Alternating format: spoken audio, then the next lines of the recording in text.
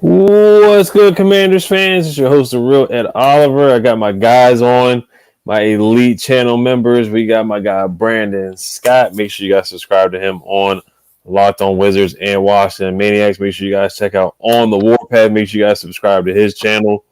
Great Washington Commanders YouTuber. Make sure you guys check out my man Kenny Man DMV. Check out his YouTube channel. Does basketball content, all types of basketball, just ball against everybody. All types of competition. He gets it done. He's got the court in his backyard too. So, but tonight we're gonna go over the schedule. We got the schedule posted up right there. My guy Oscar, he should be coming on pretty soon, and then DC Bay, he's on CP time on the time, so who knows if he'll show up or not.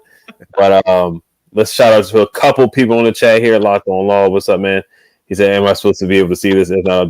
Yeah, everybody's invited, man. Everybody's invited to see this. We're gonna break down the schedule.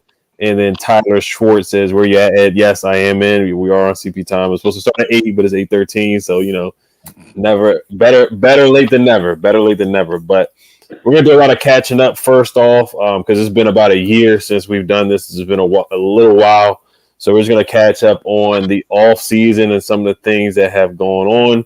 I guess we'll talk about the coaching hire first, taking it back a little bit.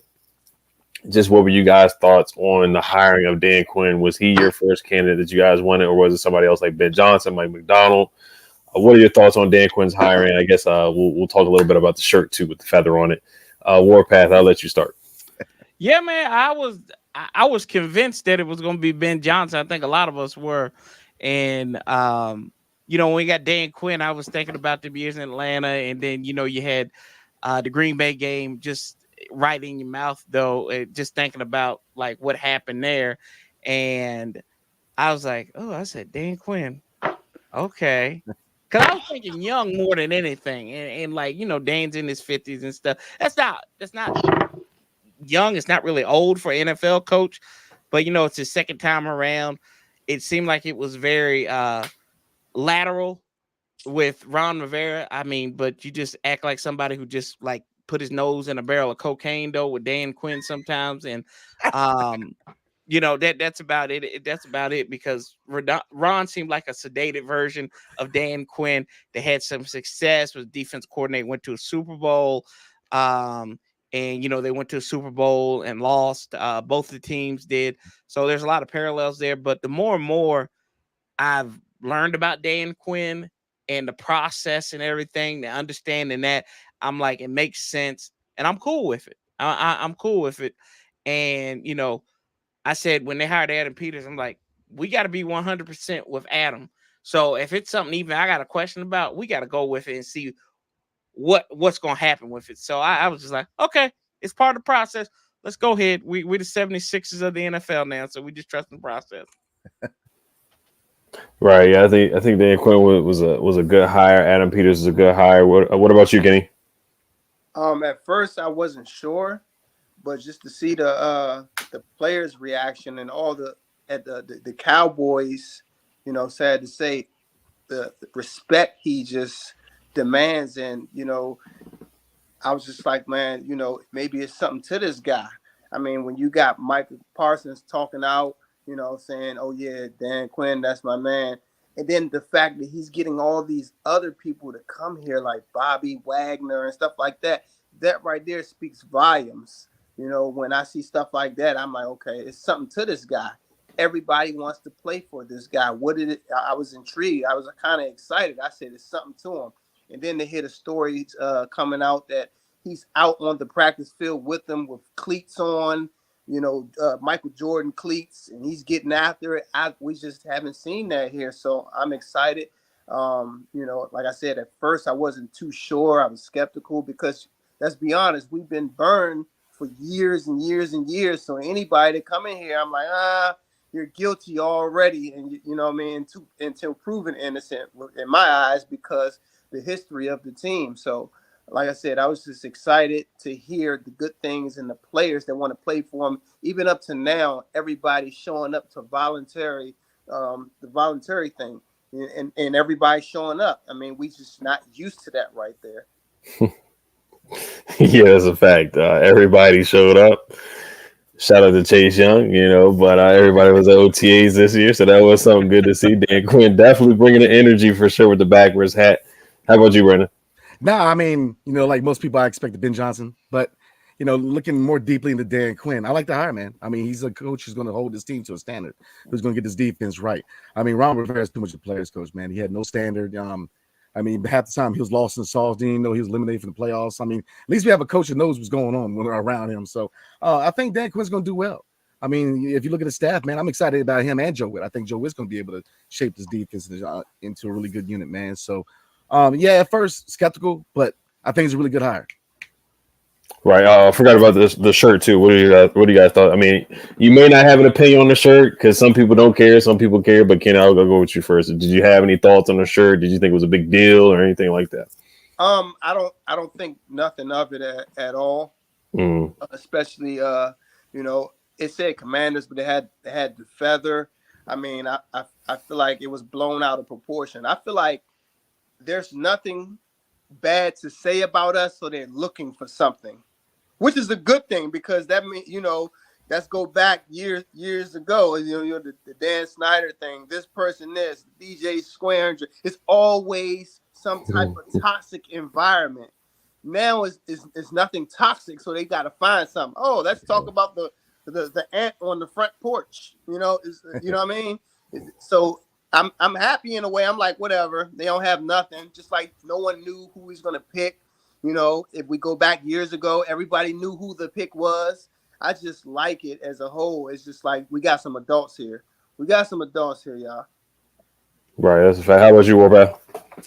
Man, when I saw it, when it was tweeted out, because I've seen this shirt before. It's been on Amazon since I think like last year, and I saw Nikki and then JP put it out. I'm like, see, they're trying to start something because we can't get out of our own way because we still think like a poverty franchise. So as soon as we see something that triggers or elicits an old memory, whether it's the name, I think all of us can agree we hate it when the name when we change from Redskins to football team to the Commanders. Like we all did. And that's fine to still feel that way.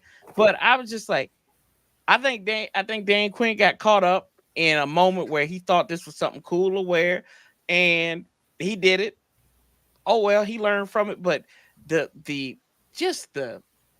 back and forth over, and then to reinvigorate this argument when we're trying to focus on football, it's just like we had a year where we didn't have to talk about nothing but football, and then we get these little kernels because nobody knows how to operate when a team is being functional. So that's why I kind of thought. I was like, I'm kind of like Kenny. I'm like, it is what it is. It's a cool shirt. Would I wear it? Yeah, but I ain't making no big deal out of it.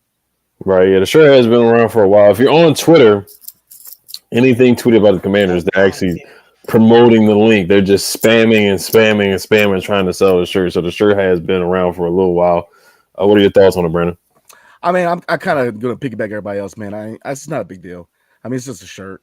I mean, he's kind of showing a homage to the past where we're also looking forward to the future. So, people got to find a reason to get mad because we live in a society now where somebody's always mad about something. So they had to find a reason to be mad.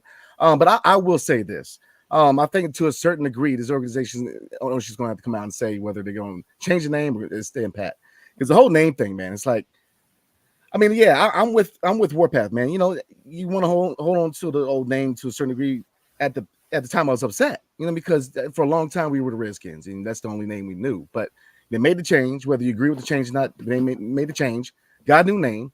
Eventually, you got to move forward, man. I mean, this whole thing about holding on to it. Look, they either going to change it or not. But eventually, you just got to either poop or get off the pot, man. I'm tired of talking about the name. I mean, we need to look forward to building an organization to win the championship. We still talking about the daggone name. I mean, so I might be in the minority, but I'm keeping it 100. I'm sick and tired of talking about his name, man. They ain't going back. If you look at the way this world is right now and how the United States is as far as the PC culture, the name ain't going back. So you must as well keep it moving forward, man. You hold on to stuff. All you're doing is you're only hurting your own feelings because everybody else is looking forward to a new era. So, yeah, I was upset, but, I mean, I used to poop my pants and I stopped. So, I mean, you got to eventually, move forward, man. I'm so tired of that. People holding on to it, man. Get out of here. Like that whole senator from Montana talking about, I ain't going to let y'all move because of the names. Stop it, dude. Stop it. Stop it. So that's kind of where I stand, man. I mean, I understand paying homage to the past, but then you got to keep an eye on the future too, and focus on building and winning organization, and stop worrying about a daggone name. So, yeah, I think Dan Quinn didn't think it was going to bring up the response that it did. You know, he just thought he was just going to wear a harmless shirt. But, you know, in DC, of course, we talk about everything. But to get back to the hiring, I thought it was a good hiring. Of course, you know, Ben Johnson was the first option, but he didn't want to be here. I don't think he was ready to be a head coach. Adam Schefter came out and said that he was kind of scared about the situation. He was acting like a little kid. You know, he texted us on the plane, ended up not coming here. You know, mid-flight, we were on the way to interview him. So I think it worked out for the better. Somebody who doesn't want to be here, then, you know, we don't want you either. Straight like that. Mike McDonald, I thought he would have been a good option, but, you know, he went to the Seahawks. He would have been another defensive-minded head coach, but a young, innovative mind. That's kind of what I wanted. I did want Bobby Slowick as well, a young, offensive-minded head coach, offensive coordinator. But we get a leader in Dan Quinn, a guy who has shown that he can make it to a Super Bowl, has won a lot of games. And Ron Rivera did similar things too, so I get the comparison. But I think Dan Quinn has a lot more energy. I'll say that, where you see Ron Rivera on the sidelines, just arms folded and whatnot. Dan Quinn has the hat backwards. He's getting the guys hyped in practice. You see it already. You're seeing guys buy in already. I know it's early, it's the honeymoon phase, but I do see some differences with Dan Quinn. Brand, like you brought up, Ron Rivera didn't even know we could get eliminated. I think Dan Quinn at least knows what's going on, and it's different because we actually have a general manager. It's not Ron Rivera running the show, making the decisions, bringing in a whole bunch of, you know, old Panthers, even though we got a lot of Cowboys, but all these guys are a lot younger than what it was just bringing in Andrew Norwell and bringing in, what was the other terrible, Trey Turner, guys like the David Mayo. We're actually signing linebackers and actual guys who can impact the team and make plays instead of just getting the old band back together. So those are some big differences I see from Dan Quinn and Adam Peters already. But I guess we'll get to a couple of comments here before we do get into the schedule. Just a couple of questions about the draft. DC Bay did make an appearance for whatever reason. It looks like he probably won't be able to make it on tonight. But he says he's going to make an issue out of anything we do. I say let them talk. Shout out to Harrison Butler. He says Butker, get in the kitchen and cook. So Harrison Butler, I heard he said something in the media. I'm not sure what he said, but I know there's like a controversy going on. Got a notification about it. I don't know if you guys heard about whatever this guy said.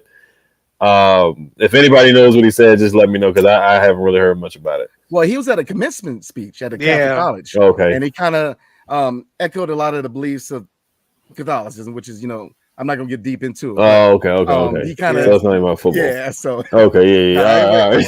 Shut up and kick. Shut up and kick. That's all. Like, LeBron needs to shut up and dribble. Harrison needs to shut up and kick. That's all I'm going to say.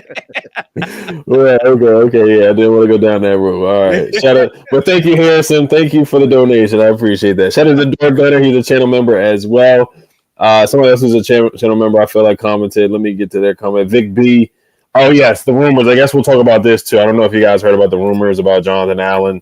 So this was actually on Locked On Commanders, which is, you know, a colleague of me and Brandon, Brandon and myself, David Harrison, who does the Locked On Commanders podcast and the YouTube channel. I actually didn't listen to it. I just saw a small clip on Twitter where he said that he heard from Omar Kelly, who I don't know how trustworthy that source is, Omar Kelly, who is like a writer for the Dolphins. He said that the Dolphins may be interested in Jonathan Allen, and then also, if I'm not mistaken, De'Ami Brown. I'm not sure if you guys heard the rumor or watched any of it today. But Kenny, I'll let you go first. If you, how do you feel about this rumor? I mean, if you feel there's any truth to it, or if there's any reason to even do something like that. I mean, as of right now, I will hold on to Jonathan Allen. I know we drafted the guy from Illinois, but he is hurt. What are they talking about? I mean, my phone is all, you know, I'm going to listen. You know, what are we talking? We talking Tyreek Hill?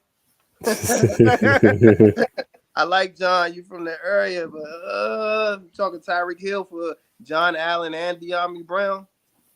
Man, I'm listening. That got my attention.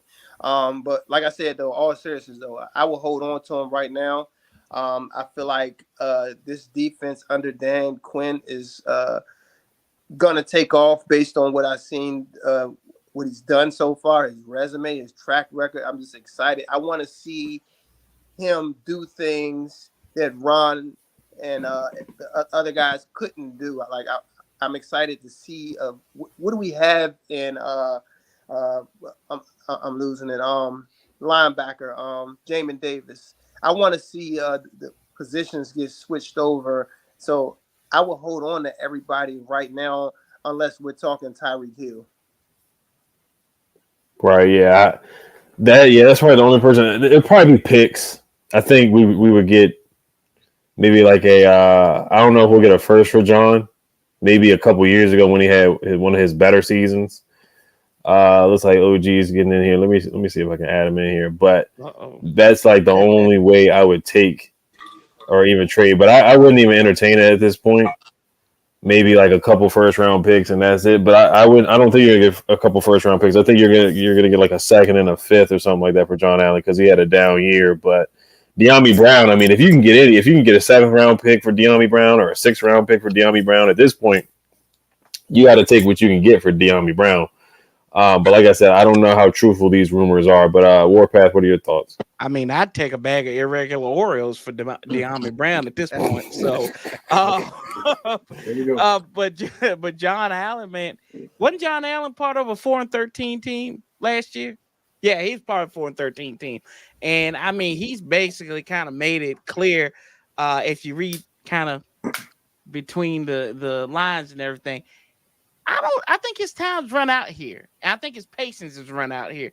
Like, you know, when he went on when he was in his Medea do-rag and he was talking about he said he effing hates it here. I'm like, well, you don't want to be here. You don't have to be here. We can get rid of you and your money's not guaranteed after next year. So you could let's hit this off now if you can.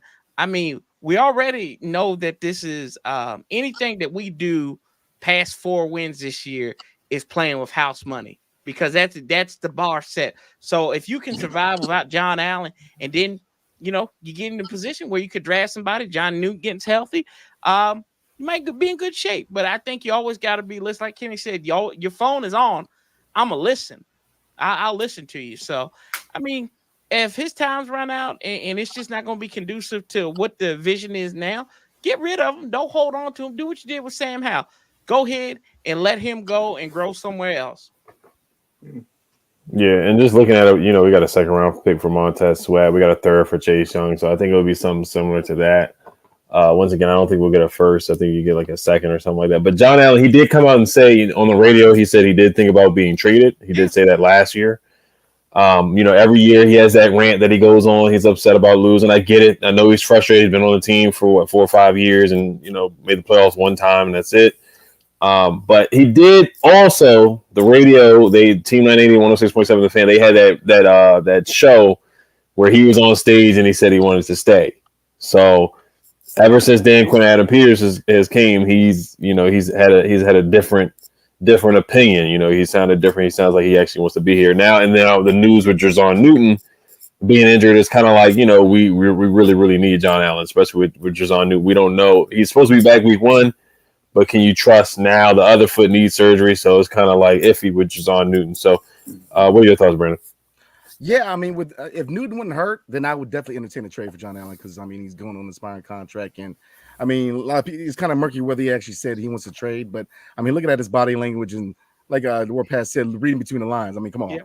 And you know, in his little rants, some of fans need to show up, and then when we show up, we get smoke like a cheap pack of cigarettes. So I mean.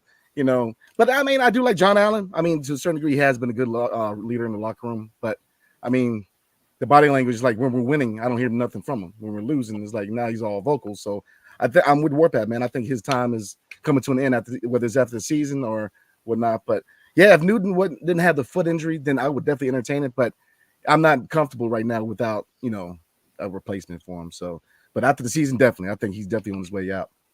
Yeah. And we'll see how it goes. I mean, maybe he could have a great year under Dan Quinn and Joe Witt Jr. So I'm still optimistic on John. How about you, OG? Sorry about being late, man. I was working out. Called myself working out, trying to get in shape. There you go, Warpath. Here we go. Here we go. Here we go. Here we go. Man, I'm a fan of John Allen, and I understand why he wanted to leave. Under the old regime, it was just trash. They wasn't going anywhere. And instead of re-signing or upping his contract with them, he realized that mine's almost done. I'm ready to go. And I think now that he sees a different culture and he sees a different point of view or perspective, I think he want to stay. But I say play him the whole season. And if you want to leave, go ahead and leave. We'll get a compensatory pick for him. I'm not going to argue with him. I think he'll really help us now, as opposed to letting him go. I don't trust Warpath Man. What is his name? Fredarian Mathis. I don't trust him at all. He wasn't worth the pick, and I'm hoping that he needs to get together. We can trade him. So that's my take. And you said Warpath Command. Yeah, No, he talking about. He said Phil is my guy. So he has his jersey. Yeah, that's the thing. That's the big thing for me. You can't trust Fredarian Mathis. You can't trust Newton now, unfortunately, with 2 bad feet.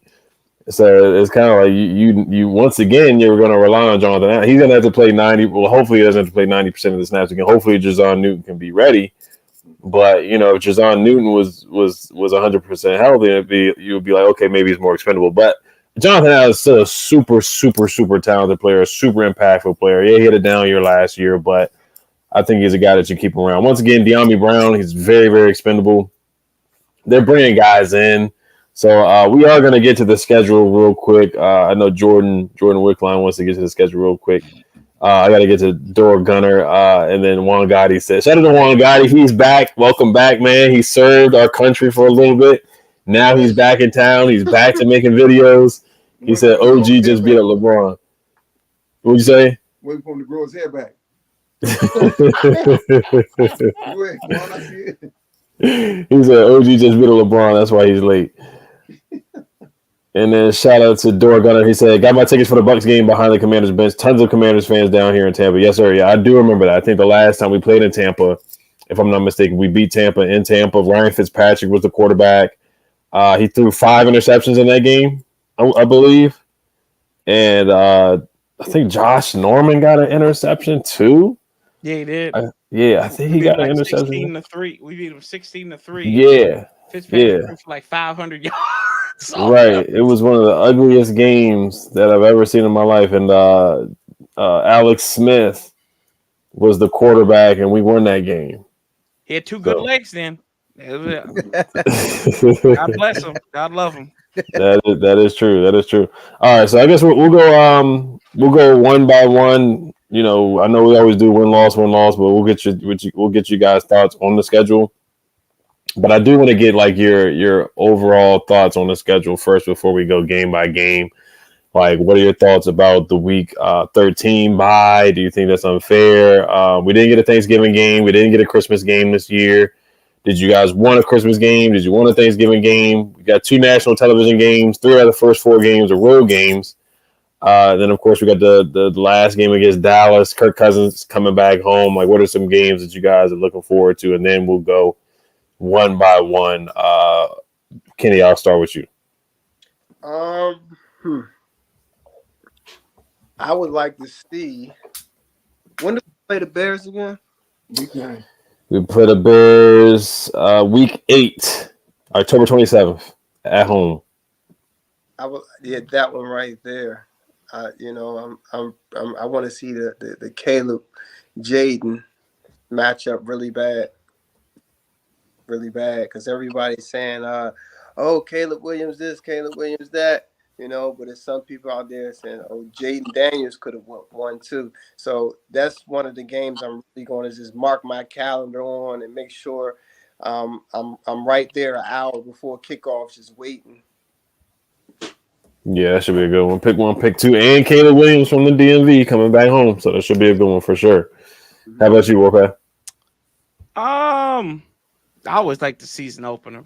I want us to finally hit the blue people in the mouth and just eviscerate them because they've been snappy on us on social media for too long. So I want to see this game and see what we can do, because the way it's looking, it seems like they're regressing and we're progressing. So let's see if the metal can meet the road now.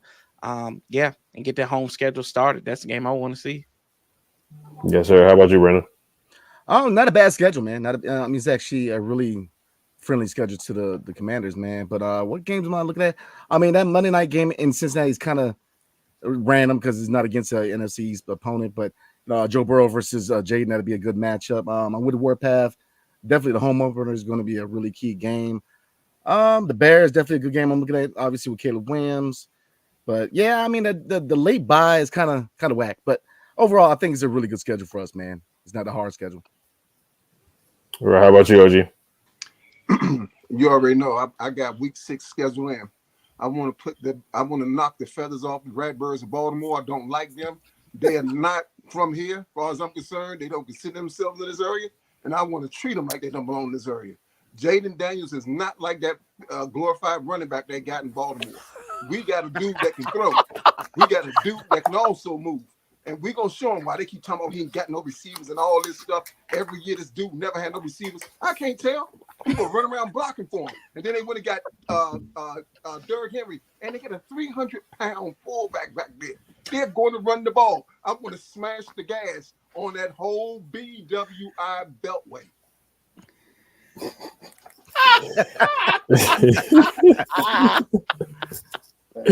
Yes, sir. I will be going to that game. Shout out to my guy Gordon Horowitz. I will be going to the game with him, so that should be a lot of fun. It's going to be my first time going to a game at that stadium. I've never been to the stadium. I live in Baltimore. What you say? It's a very small stadium. Yeah, I mean, this is my first time going, so it will be an interesting experience. But, the Ravens, we've actually done a good job historically against the Ravens. 2012, we beat them with RG3. The game he got hurt. Kirk came in.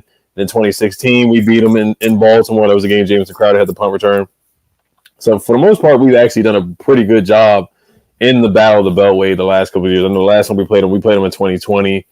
We lost. Rest in peace, Dwayne Haskins. That just wasn't really a competitive game. But all that aside, I think it should be a good game for sure, a fun game. 2 dual threat quarterbacks going up against each other. That should be a fun game for sure. E had a question. Shout out to E. He says, how do y'all think we do in the division, considering a few coaches coming from the other NFC East teams? Eagles offensive coordinator Brian Johnson, Giants ex-offensive lineman Bobby Johnson, OG Bobby Johnson, and, of course, former Cowboys coaches. Brandon, I'll let you go first. What's the question? From E. Oh, my bad. Oh, what I think about the division? I mean, the division is kind of in flux right now. I mean, if you look at what the Giants are doing, they ain't doing much. I mean, does Daniel Jones finally solidify him as a quarterback, or are they looking for a quarterback next year? Philadelphia, how long is Sirianni going to be there if they don't win? Dallas, what's their long-term outlook? So I think that the division is definitely in turmoil. So if we're a sleeper and we actually play better than expectations, then we could definitely kind of sneak our way into the division lead, man. But I mean, on the other hand, we're kind of like the rest of the teams where we're in the gray area. I mean, you really don't know what to expect from us because we got new GM, new coaching staff, you got a player overhaul. So, chemistry is a real thing, and we still got to have time to build chemistry. So it's going to be interesting because, you really don't have a favorite in this division. You can say Philly maybe, but, there's a lot of turmoil with other teams in the division. So it's kind of wide open right now. Doug, how about you, Warpath? We're supposed to bear down to the Star this year because they're going all in, right? Because they got to pay all these people. So, yeah, we got to bear down to the Star. Down, stop that. I mean, I think we should do better in the division because we didn't win a game in the division last year, so we should be able to win 1 or 2. Namely the Giants, hopefully, fingers crossed, right? But it just seems like it's like the Giants are like the black cat that walks across the street or something, or we stepping on the crack and breaking mama's back all the time when we play them. It's just the bad luck. But I mean, you look at how we played Philadelphia last year. We played them close in 2 games and we should have beat them. Dallas, we struggled with speed. With their offense, and we saw that both times last year that we just can't keep up. We look slow and tired. So I think maybe if we get them at the right time of year and we get them right before Thanksgiving, So they're probably looking towards maybe their Thanksgiving game on the 24th of November. I mean, we should be. I think we should be able to pick up 3 games in the division just by saying it. Like if we say we do what we are supposed to do against the Giants, and then we go, and then we pick up a game between Dallas and Philadelphia, I think we're in good shape. But I don't think this is going to be the same old Washington Commanders laying down in the NFC East. They're going to fight. If they like their coach right now, they are going to fight. And somebody's going to get battered and bruised by us. Yeah. Yes, sir. Yeah, you can't lose to the Giants twice. You can't get swept by Tommy DeVito and Tyrod Taylor, guys like that. You just can't let that happen. Daniel Jones, too, even though Drew Lock. Drew Lock. Drew Lock. Yeah. You know, Daniel Jones, even though I don't think he's a good quarterback, but every time he plays us, he turns into a good quarterback. So, and the Giants just came up with some jerseys. They're like one of the worst jerseys I've ever seen in my life. But how about you, Kenny? Believe it or not, I think we're going to do well. I feel like our defense is going to be a whole lot better. It's just like, you know, they flipped everybody, all these new people, new add-ons. Like, I'm excited to see the defense. I'm excited to see what the coordinators do. All these ex-coaches turn coordinators, turn helpers. Like, we got a dream team. We got O.J. Simpson dream team. Like, it's so many ex-head coaches on us. It's like they all came together, you know. So I'm like, all right, you know, we might be working with something. I feel like if we just really do well on defense and give Jaden a good defense, I'm sure he'll score, you know, 21 points a game, at least that, you know, because LSU, they didn't have a good defense. So he had to score. We're going to have a better defense than LSU. You know what I mean? So I feel like if we just do well on defense, we should at least get 4 wins in this division. Definitely, I feel that. Rest in peace, OJ, as well. How about you, OG? I like the fact that we I have question marks about Kingsbury and the offensive line coach that we got from New York Smurfs. I think we keep forgetting that Dan Quinn said he wanted to pick the right situation. When he left Atlanta, he asked all his offensive coordinators, what did he do wrong? What could he do better to, you know, improve? And when he left the game, and then he came back as a defensive coordinator. And he said, now I'm at the right and perfect position. I want to go to the right situation. And this is the right situation. The coaches love Dan Quinn. The players love Dan Quinn. So when you talk about this team now going up against the NFC East, the least case scenario, I think we'll be 3-3. But I honestly believe that we can honestly win 5 games in this division. I honestly believe that in this division. So I wasn't high on Dan Quinn until I started really doing my research, and I feel a lot more comfortable with him, knowing that we're going to have an offense that if they can't get going, the defense is going to get the ball back for them so that they can get those opportunities. And once they get those opportunities, they started clicking. And that offensive line can hold on and embrace.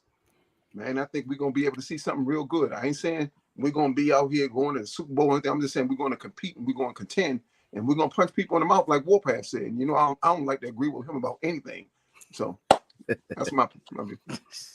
Definitely, yeah. I just turned my volume down, so let me know if it sounds better. Shout out to RTS with Oscar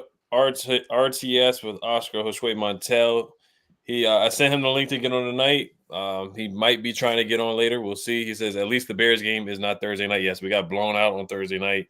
We did beat them the previous year on Thursday night in Chicago, but they didn't put this one on Thursday night.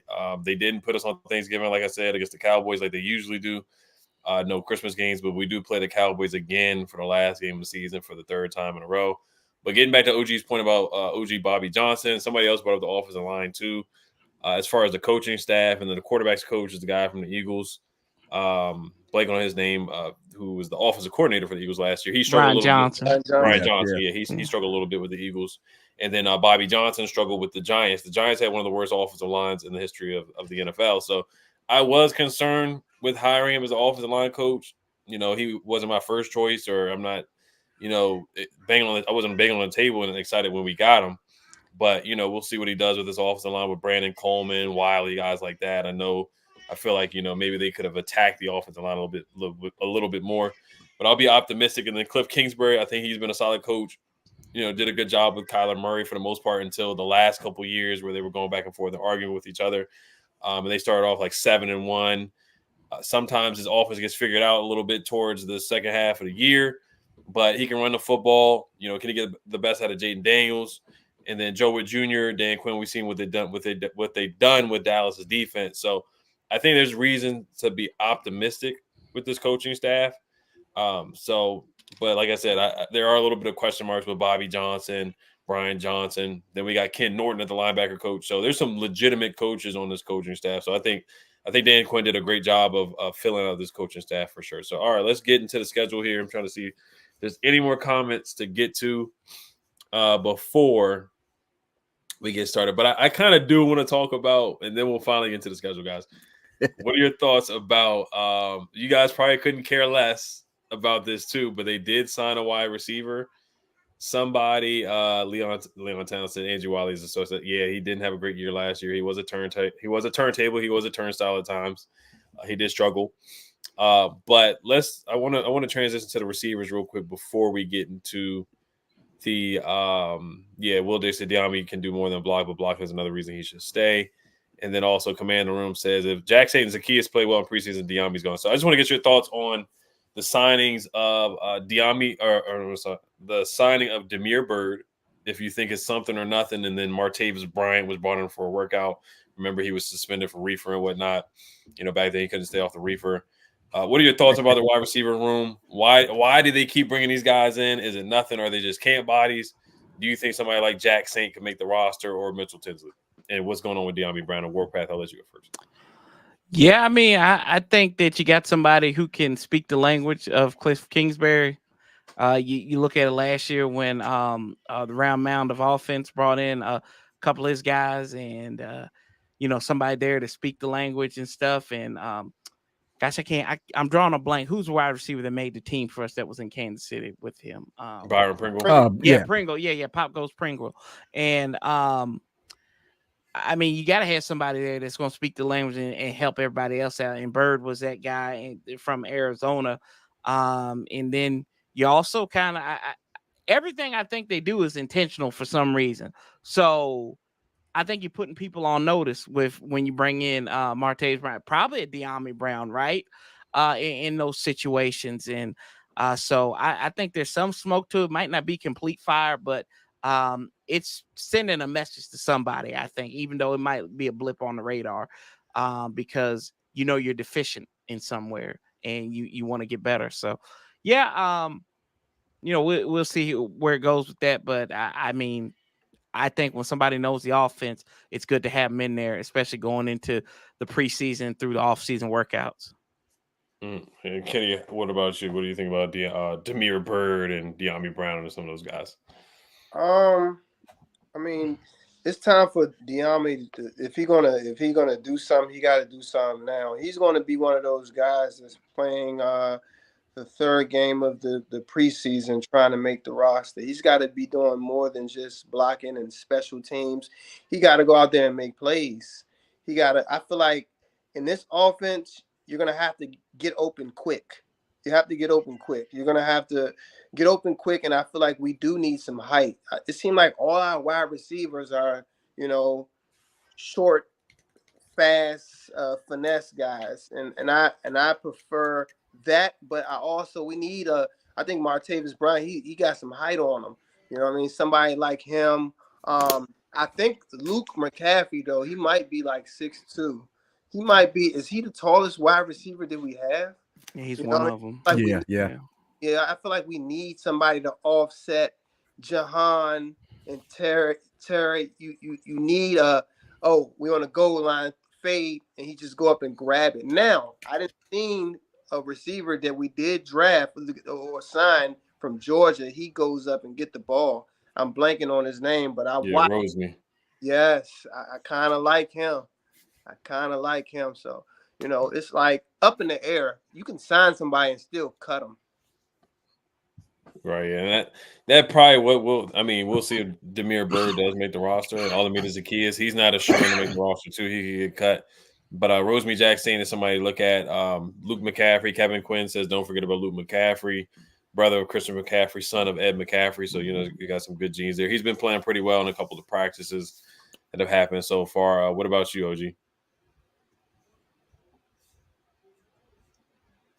think you're on mute, OG.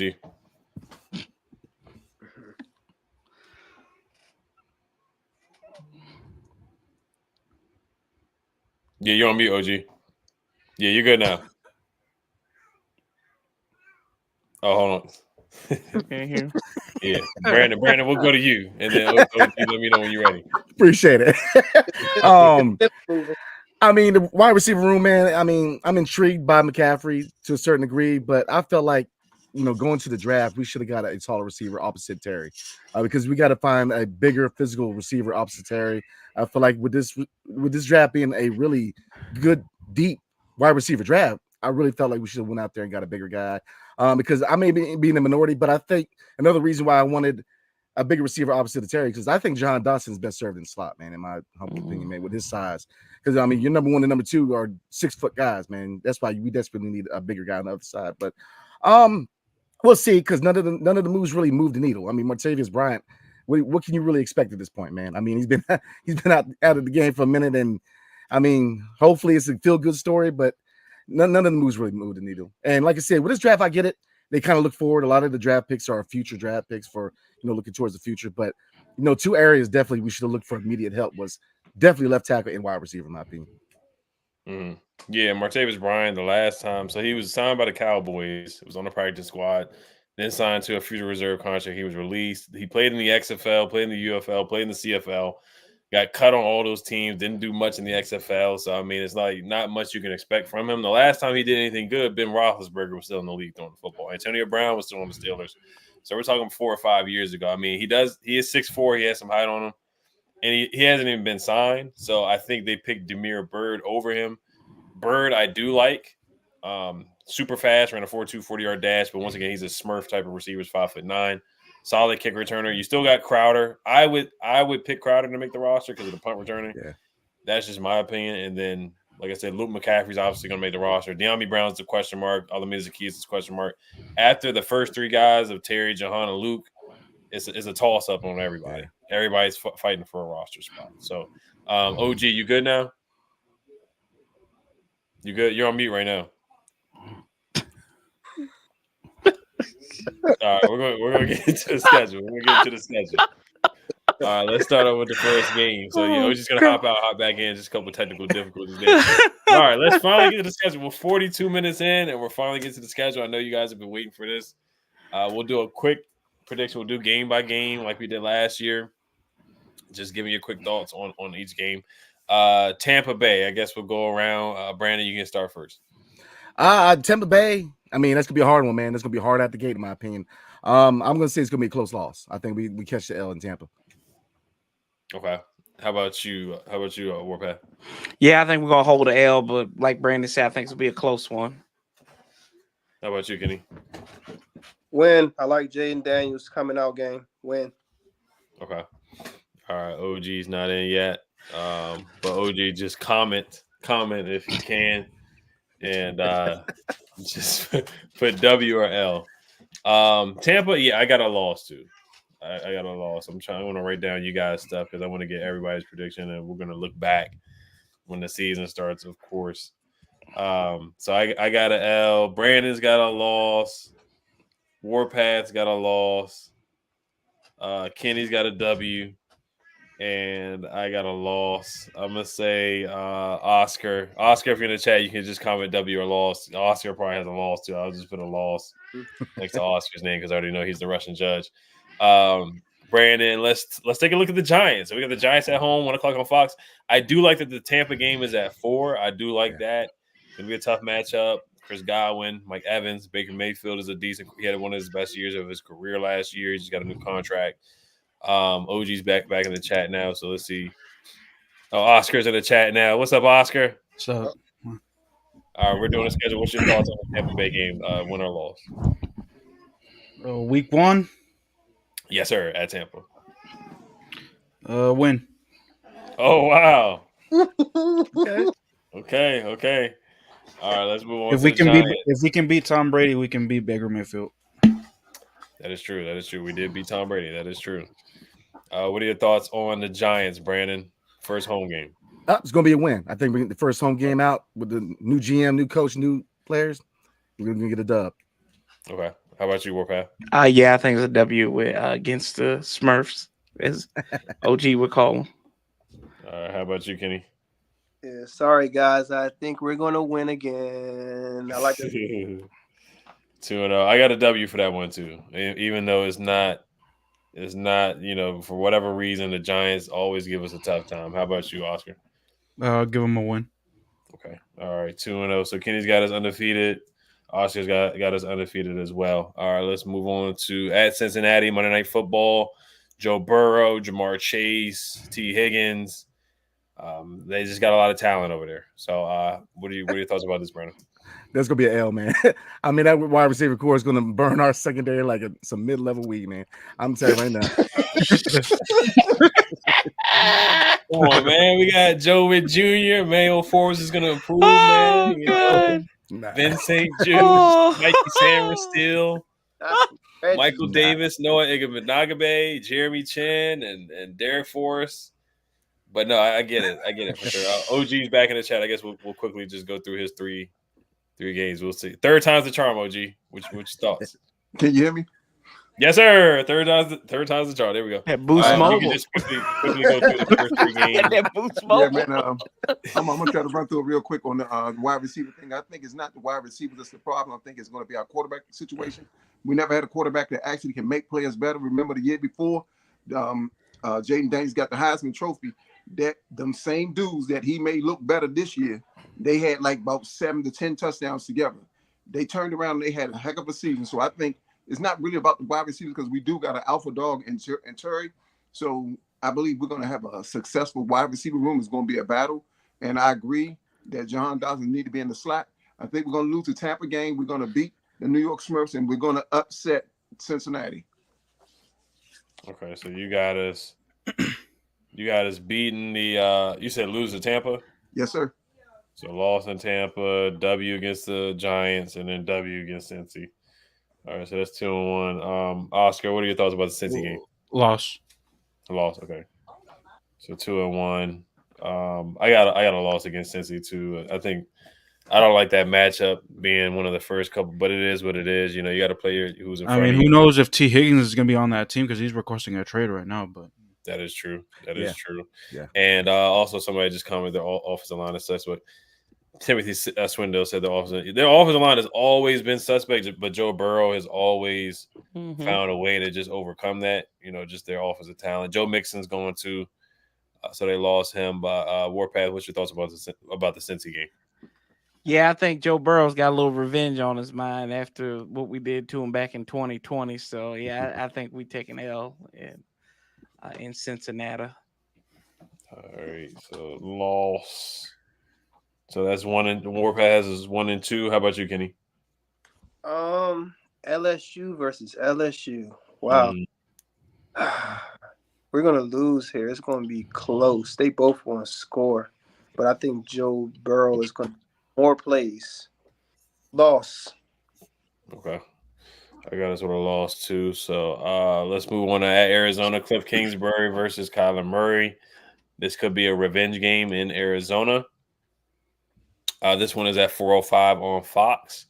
OG, we'll go with you first. It's going to be a run and defensive game. We're going to run down their throat, and we're going to cause the midget to lose his balance. This is a W for us.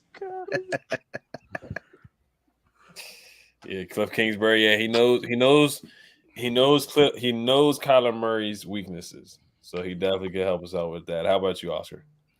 Win. Okay, Oscar's got us 3-1. How about you, Kenny? Yeah, win. Like you said, Kingsbury knows his weaknesses, so he's gonna put a bug in Quinn's ear and tell him when to send it and when to send it at. You know, we're gonna get them. Mm-hmm. How about you, Warpath? Is there going to be a new Call of Duty coming out on this day on that week? Because we be in good shape. Either way, Frankenberry is going to get a win against his old squad. Yeah, I give us a W in that one. All right, Warpath's got us 2-2. Brandon, how about you? It's gonna be a dub. It's gonna be close because just like Kingsbury knows Murray, they know him too. So it's gonna be a close one, man. I think it's gonna be a close dub. Okay. This one's gonna be tough for me, man. I think they got Marvin Harrison now. Their offensive line isn't great either, and I think it's gonna be a close game for sure. But it will be good to see how they defend Kyler Murray, just to see how we defend a running quarterback too, because Ron and Jack were so bad at defending running quarterbacks, and the history with Cliff. At Arizona, I'm gonna go with the dub too. I'm gonna go with the dub. So we're 2-2. All right, let's move on to Cleveland. This one's at home, 1:00. Myles Garrett, Deshaun Watson, Mari Cooper. They got Jerry Jeudy now. They got David Njoku. So they're a very, very talented team. Made the playoffs last year. Talented, great defense too. So I mean, they're just a really good team. OG, what are your thoughts about? It's gonna be a close game, but I got us losing this one. Yeah, you guys losing. Okay. All right, loss against Cleveland at home. How about you, Oscar? Loss. Loss to Cleveland at home. How about you, Kenny? Loss. Loss. All right. How about you, Warpath? I think the massage parlor is going to be open a little late that night, and we're going to get a W. We're going to get a W. This is one of them wins that just don't make no sense. I give me a W against Cleveland. How about you, Brandon? Ooh, man.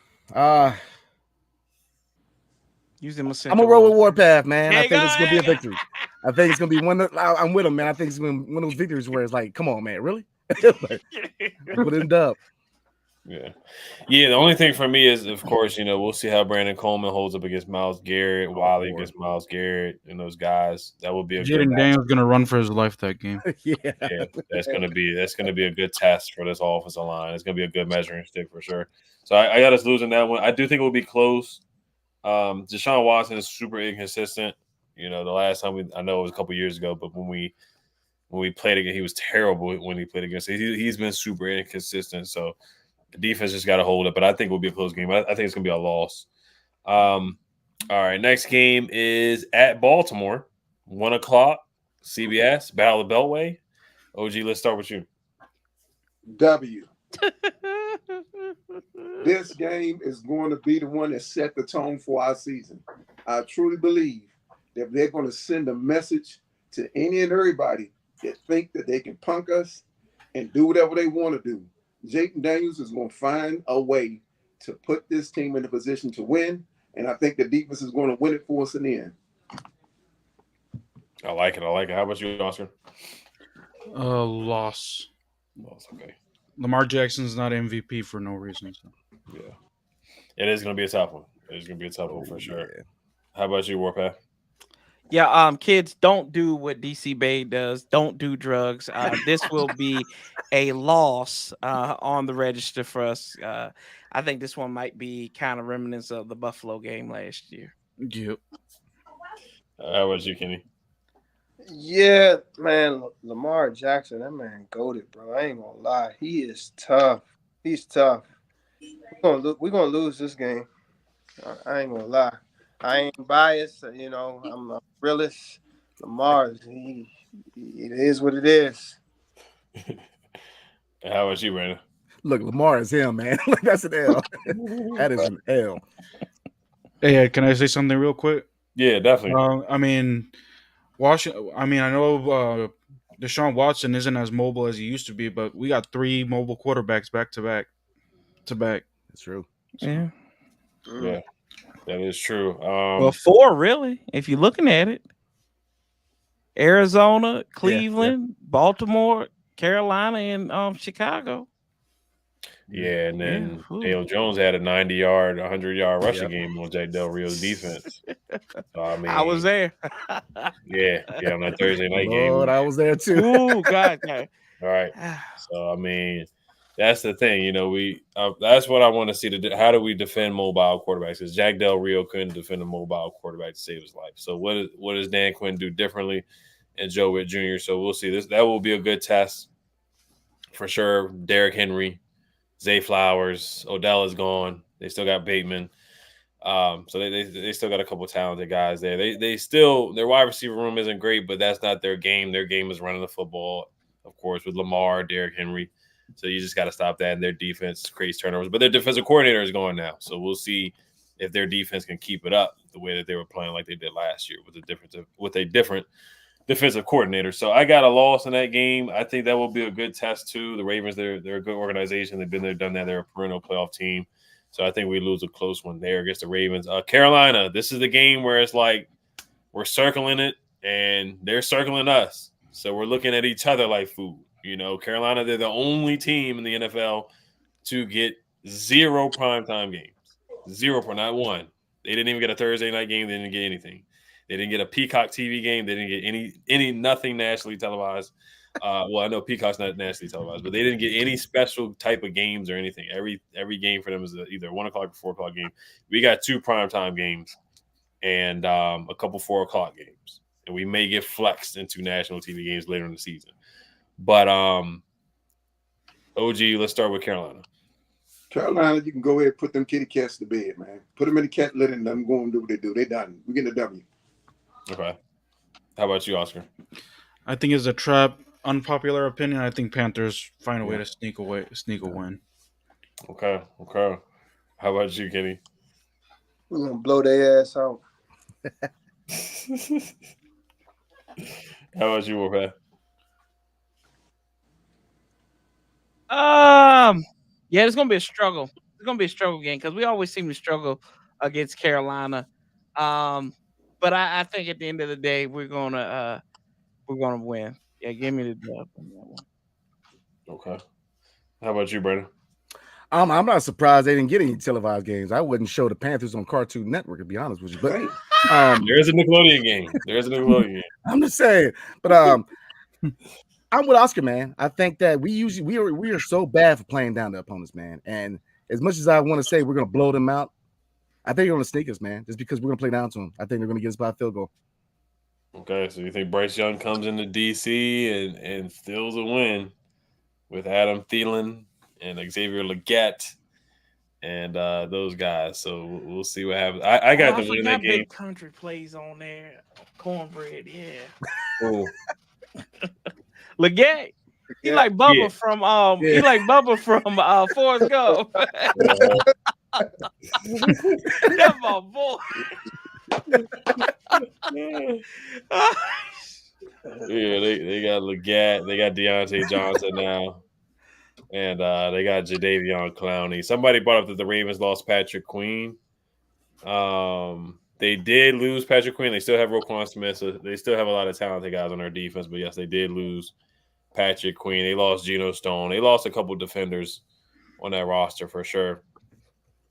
But Carolina, I got us beating Carolina. That's a game where you got to take care of business. That's at 4:05 on CBS. That's a home game, so it's going to be interesting. It's on CBS. 2 NFC teams on CBS, and then Jordan. Yes, they had a primetime game last year, but this year they have 0 primetime games. Yeah, they didn't get any primetime games. We got 2, and I feel like somebody else got 1, but we got 2, and the Panthers got 0. So I actually thought it was a rule that you had to have 1, but they 0. The Panthers got 0 primetime games.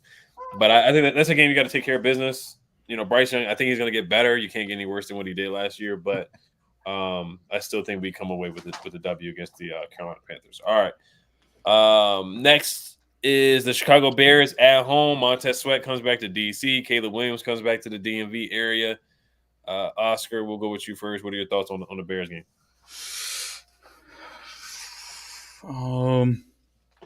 Montez Sweat is gonna eat, and he's gonna. I know it's a new regime, but I think he's gonna, show this team up. Give me Chicago. It won't be as bad as last year, but I think that Chicago is gonna pull it out by maybe a field goal. Okay, so you got Chicago winning that game. Caleb Williams versus Jaden Daniels. Pick 1 versus pick 2. Oscar has that one as a loss. How about you, OG?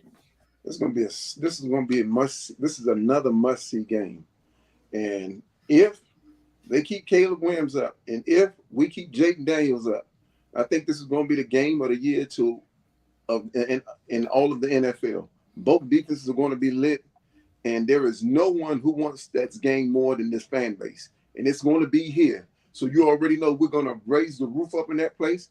Jaden Daniels is going to show off why he is the number 2 pick. This is going to be a close game, but we're going to win this one. This is one that I know for sure we're going to win. I'm willing to bet on it. Mm-hmm. Yeah, I'm just looking at how they defend DJ Moore, because last year DJ Moore had 200 yards receiving in that game on Forbes. They got Keenan Allen now. They got DeAndre Swift now. So they got a lot of talent on it. What'd you say? Aruma Doomsday. Yeah, Doomsday. Like their GM did everything they can do to help a young quarterback, Caleb Williams. I really like what they did for the young quarterback. They're doing everything in their power to make that team better to help him out. So that should be a good test. Kenny, what about you? I feel like Caleb is coming home. I feel like a lot of pressure is going to be on him. I feel like he's going to have to buy 50 tickets. I feel like he might play the egg like he did the Notre Dame game when everybody expected him to do well. And he went out there and lay the egg. So you got all that talent. I be feeling like he be trying to do too much at times, like hold the ball too long. That's not going to work in the NFL. So I'm hoping that he does that here. He holds the ball for too long, tries to do this, doesn't take the check down, wants to throw the deep ball, and we just get to him. We get to him. I think we're going to win. It's going to be close, but I think we're going to win. Okay. I think it's going to be a close game, too. Kenny's guys winning. How about you, Warpath?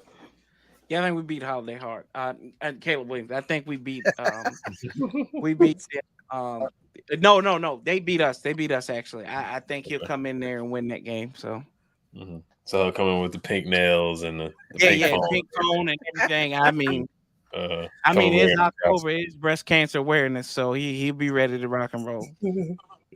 How was you ready? Man, it's gonna be a close one, man. But I think that Jay's gonna come out and try to prove that he's the better quarterback. That he should have been number 1. I think he's gonna come out. He's gonna come out ready to play. My only advice is for the other dude on Chicago, man. Look, if you're gonna cry after the L, be careful with them bleachers, man, because they break down. So that's all I ask. But yeah, I think it's gonna be a close win, man. But I think we get that win. Okay, I got us losing this one. I don't like the matchup with DJ Moore and Keenan Allen. I think they're gonna struggle a little bit there. But it's gonna come down to defense. It's gonna come down to defense on that. In that game for sure. Two young, talented quarterbacks going back and forth. It's definitely going to come down to defense for sure. All right, so next is New York again. In New York, if you guys feel any different, I think everybody had us winning that game to start off. I think, all across the board. Oscar had us winning. OG had us beating the Giants. I had us beating the Giants. Kenny, Warpad, Brandon, everybody had us winning that game. Does anything change from a couple weeks ago since it's a road game? 1 o'clock. W. OG said W. Yes, sir. All right, OG's got a W. How about you, Warpath? For Pittsburgh? No, this is Giants at Giants. And this could be Drew Lock. This could be Drew Lock at this point. It could be a different quarterback at this point. Oh, I thought you had passed us up on that one. Yeah, W, of course. Okay, so sweeping the Giants. How about you, Brandon? It's going to be a dub. All right, sweeping the Giants. How about you, Kenny? Definitely bringing the broom up and a dustpan. Sweep their ass. Okay. Yes, how about you, Oscar? Split loss. Okay, that's how I'm feeling too. I got to see it to believe it, man. I don't trust this beating the Giants twice. Yeah, it hasn't been it can be Tommy DeVito, Danny DeVito, and Tyrod, but it's a new regime. I'll say that. That's why I give them the benefit of the doubt. That's why. And it could be Drew Lock, and Drew Lock might be better than Daniel Jones, honestly. So if it's Drew Lock, he might actually be a tougher game. Who knows? But the Steelers at home, who knows if it's going to be Russell Wilson? It could be Justin Fields. OG, what are your thoughts on that one?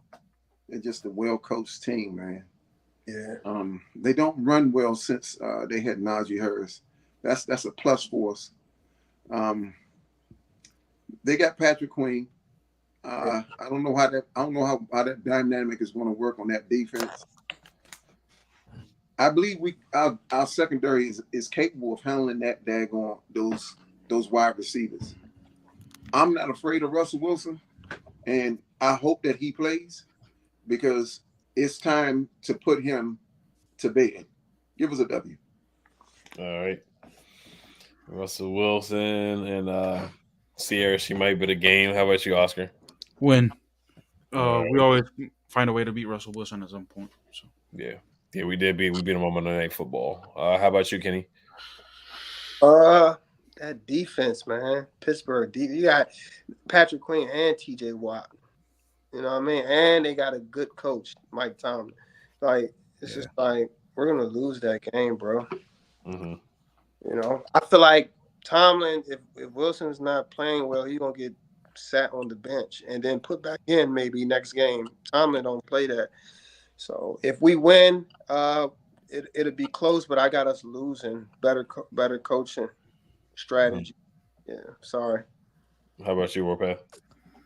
Yeah, I think it's gonna be a loss. Just I mean it's Pittsburgh and it's basically gonna be a glorified road game for us.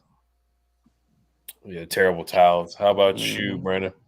Man, I'm trying to be optimistic. I need us to win, man. I gotta bet my dad. If we lose, I gotta wear a Steelers onesie, man. So I need this win, man. Oh yeah. Onesie. So That's why I said, babe, onesie. They making me your size? oh yeah. I'm gonna have to go out. I'm gonna have to go out there and fry that iron at that bus. I can't see you doing that, man. Yeah,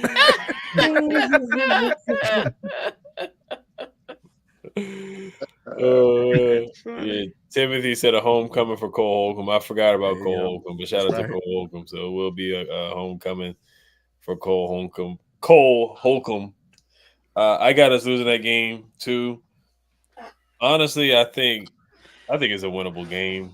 Yeah. I think it's a toss-up. I think it's a coin flip. Justin Fields might be the quarterback by that time, honestly. Mm-hmm. You know, who knows what happens with Russell Wilson. You know, they wanted to bench him last year, but he was like they were still in playoff contention. They didn't want to pay him, so they eventually benched him for the last couple games of the season. You know, he's not the same guy, clearly.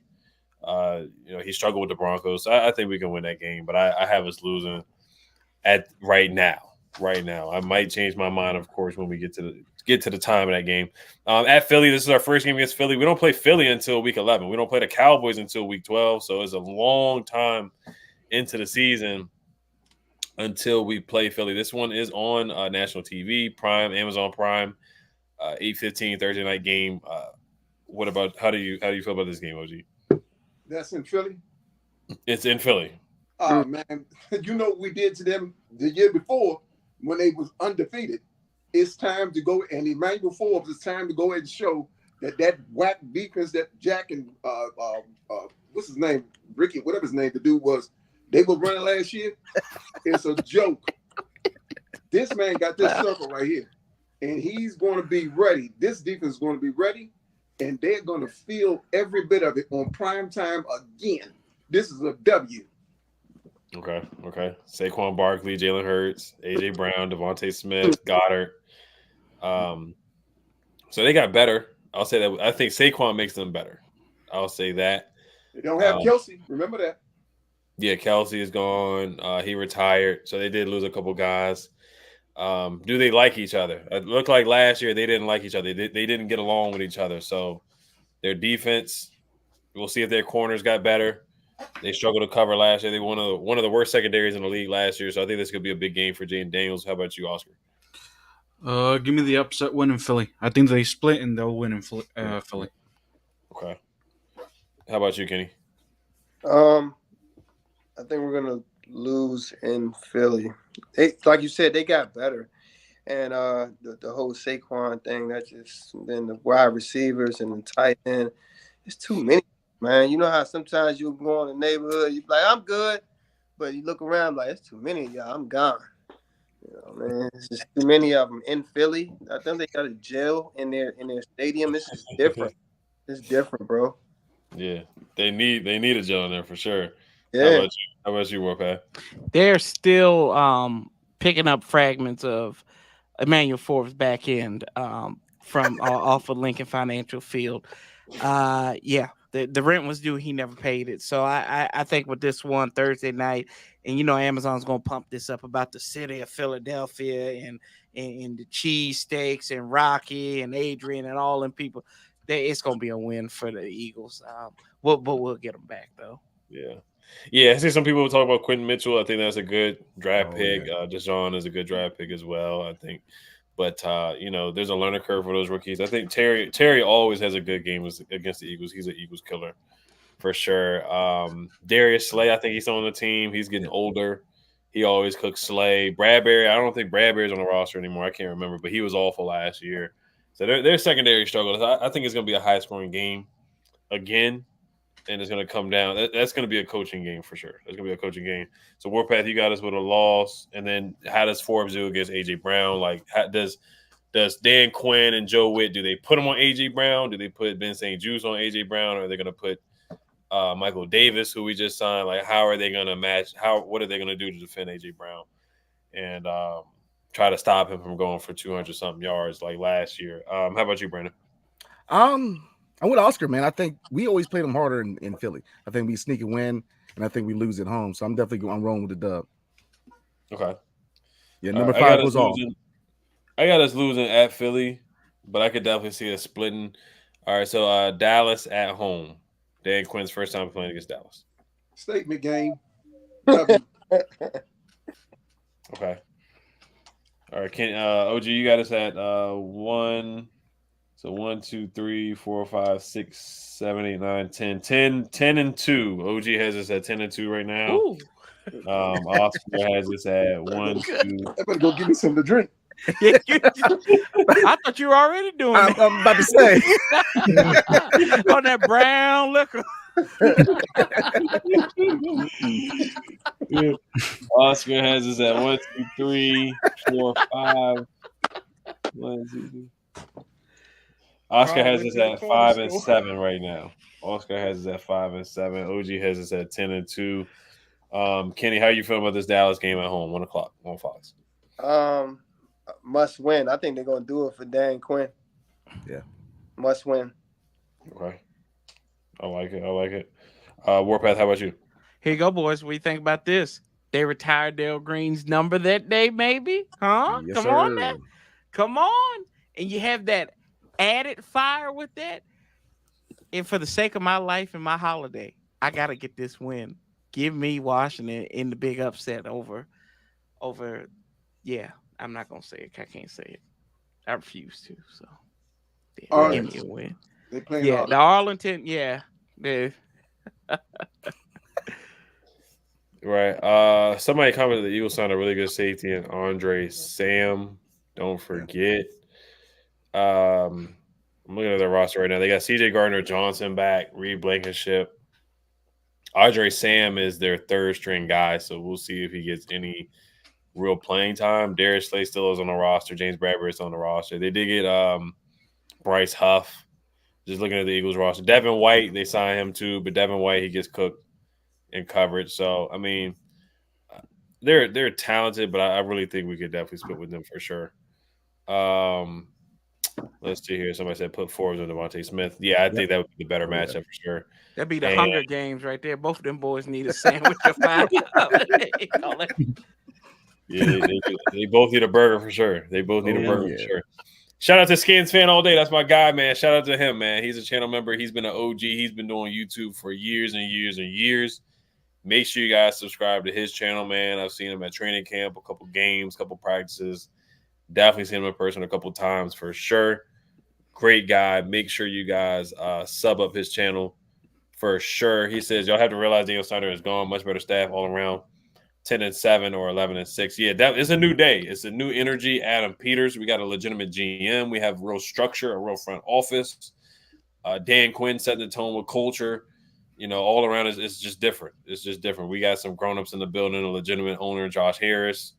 Good partnerships with Magic Johnson's a part owner, Mitchell Rails. We got a lot of professionals in the building. So it definitely is going to be different. A lot of change. For sure. A lot of change for sure. So I got Kenny with a dub against Dallas, OG with a dub against Oscar. How about you? How do you feel about Dallas?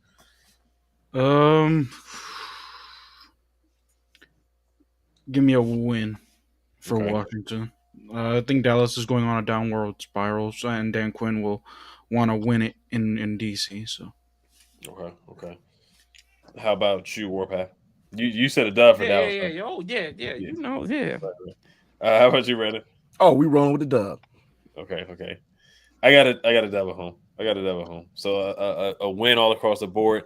I guess we'll do Tennessee quickly. Will Levis, DeAndre Hopkins, Calvin Ridley, who got suspended for gambling, and Tony Pollard. Those are some of the additions they made. They traded for L'Jarius Sneed from the Chiefs, so they made a couple upgrades this offseason. Will Levis will be the starting quarterback, though. OG, what do you thought? Oh, he got the W.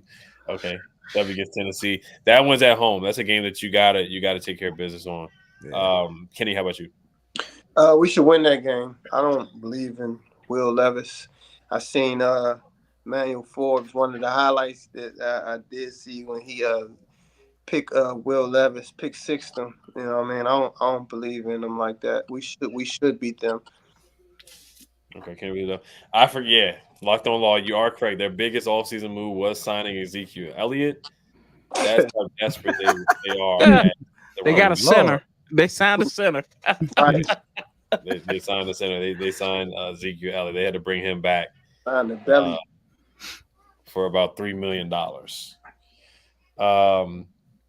Warpath, how about you against Tennessee?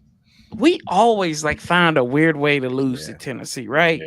It's just weird. I think we beat them once at home in 20 years. We played them 4 times.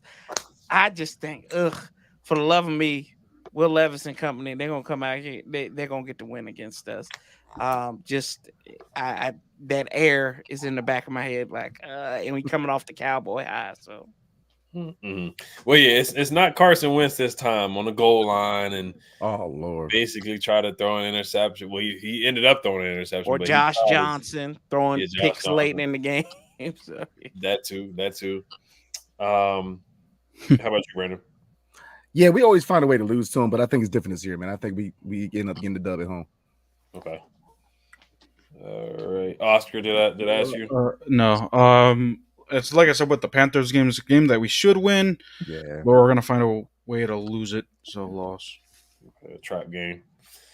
All right. Let's see here. We have how many games? 3 left. The Saints. Derek Carr, Taysom Hill, Alvin Kamara, Michael Thomas is still on the team.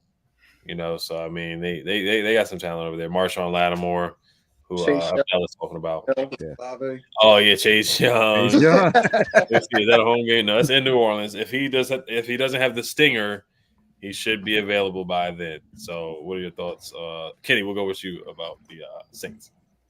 We should beat them. I think we'll beat them. They got some guys, but I don't believe in Derek Carr. I'm sorry, and Chase Young, whatever. He runs past everybody. All we got to do is block him, and he's going to run past the quarterback, and he's going to give up on plays too. Jaden to take off, break their back, take their souls. Jaden, when you run, take their souls. Mm-hmm. We're going to win. How about you, OG? I'm serious about this. We need to fast and pray because you're going up in that Superdome. It's nothing but voodoo and witchcraft going on up there area, man. If we don't do it, we can come out here with some injuries.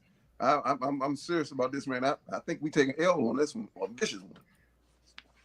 Okay, so I lost to Derek Carr, even though I was high on Derek Carr. I used to be, and I still think he's a solid quarterback. You say that why are you saying that in public like that? Derek Carr, he was a solid quarterback with the Raiders. Oh my God, solid like a turd. Come on now, bro. We had this conversation. Look at the wide. He had Nelson Aguilar as number 1 wide receiver. I mean, Henry Ruggs. He had Amari Cooper for a while. Yeah, he had Amari Cooper. He did pretty well with Amari Cooper. He had guys like Henry Ruggs get in trouble and crashing the people and get locked. Yeah, his own boy down there. He's down there, Adams, and they got rid of him. Come on, stop that. You got me. See, you got me and OG agreeing again on this. But no, I think we should beat Derek Carr, but it is hard to win in New Orleans. How about you, Brandon? Yeah, it's gonna be a tough one, man. But I think we do get the dub. I think we win in New Orleans.